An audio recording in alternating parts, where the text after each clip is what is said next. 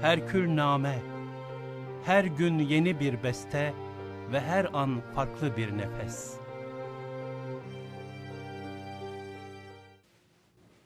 Buyuruyor Hazreti Sadık-ı Mesduk: Men khâfe edlece ve men edlece belagal menzile.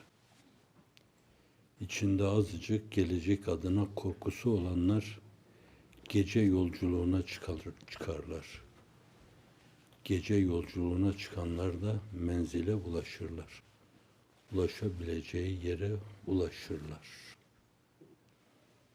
Geceleri sesleriyle şenlendirenler, seccadeleriyle buluşanlar, ahu efkanlarıyla bulundukları yerleri inletenler, aksi sadaları karşısında bazen inleyenler, iniltiyi yeterli bulmayıp kendini yere serenler, gece yolcuları bunlar. Ve bunlar miraç yapıyor gibi bir farklı buğda girebilirler.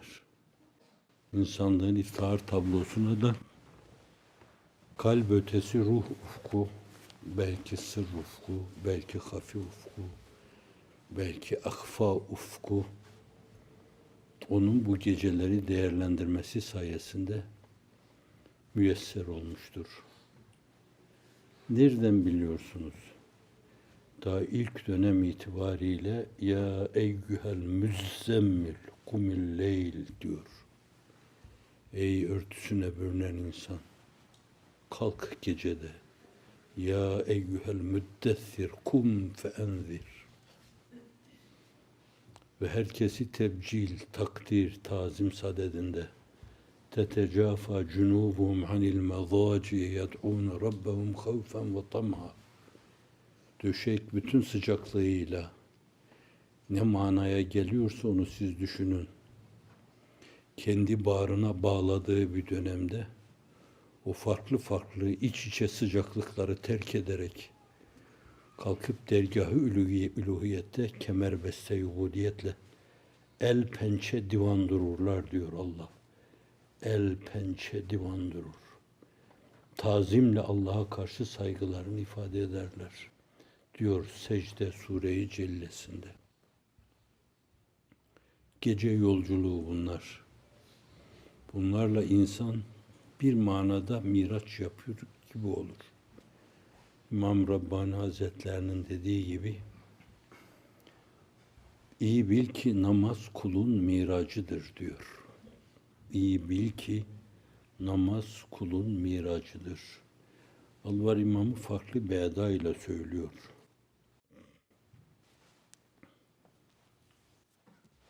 Namaz müminin nurudur, miracıdır. Sefine-i dini namaz yürütür. Cümle ibadetin namaz piridir. Namazsız, niyazsız İslam olur mu? Neye bağlamışlar dedikleri bu sözü? As-salatu imadu'd-din. Namaz dinin direğidir. Nurudur diyor o da. Her şey adeta onun üzerine bina edilmiş gibidir. Günde 5 defa Cenab-ı Hak'la ahdü peyman yenilemesinde bulunan bir insan, zannediyorum daha az kayma yaşar. Bu işi yürekten yapanlar inşallah hiçbir zaman kaymalara maruz kalmazlar. Fakat ille de kaymalardan uzak kalınıyorsa, günde 5 defa Rabbi ile o ahdü peymanı yenilemesi lazım.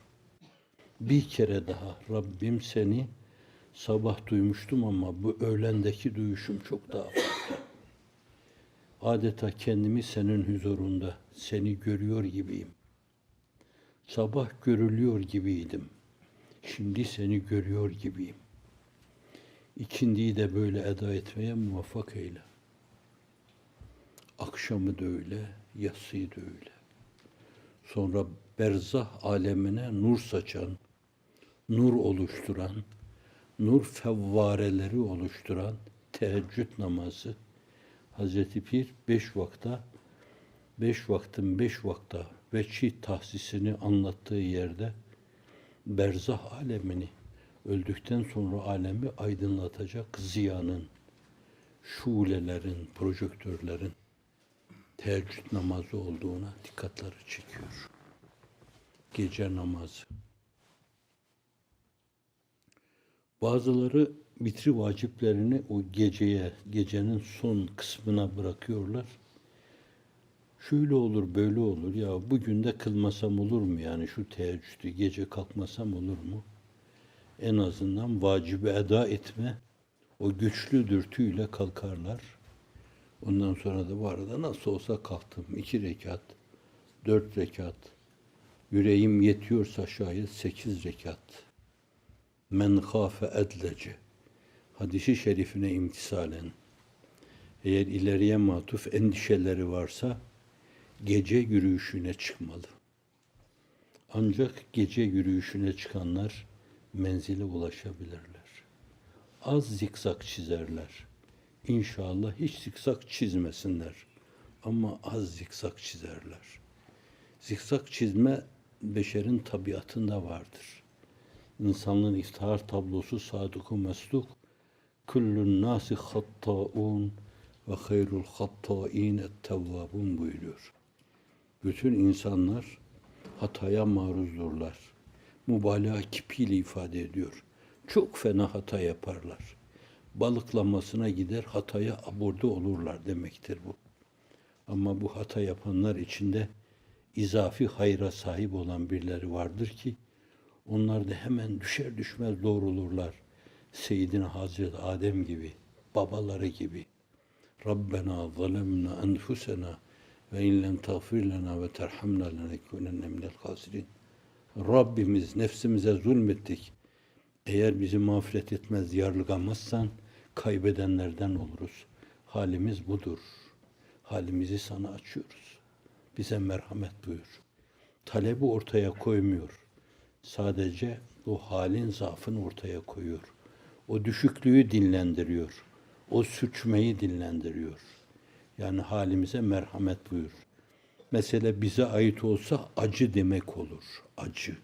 Bize acı. Bak sürüm sürümüz bize acı. Enbiya-i İzam'da ayrı bir terbiye vardır.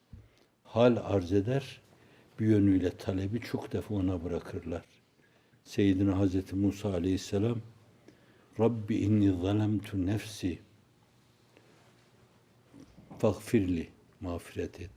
Seyyidina Yunus İbni Metta la ilahe illa ente subhanek inni kuntu minel zalimin. Evet, talebini gizliyor, ona bırakıyor. Ben oyum.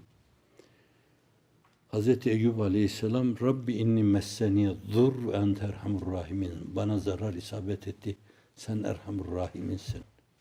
Başka bir yerde Kur'an-ı Kerim o mazmunu, o mantıku üç sözle ifade ediyor.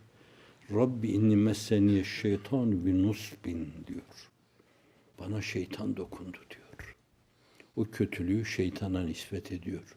Gelecek hayırlar Allah'tan, bize isabet eden bütün negatif şeyler şöyle böyle şeytanın işin içine karışmasınlar diyor. Nebi terbiyesi. Enbiya terbiyesiyle takalluk etmek, enbiya ahlakıyla takalluk etmek lazım.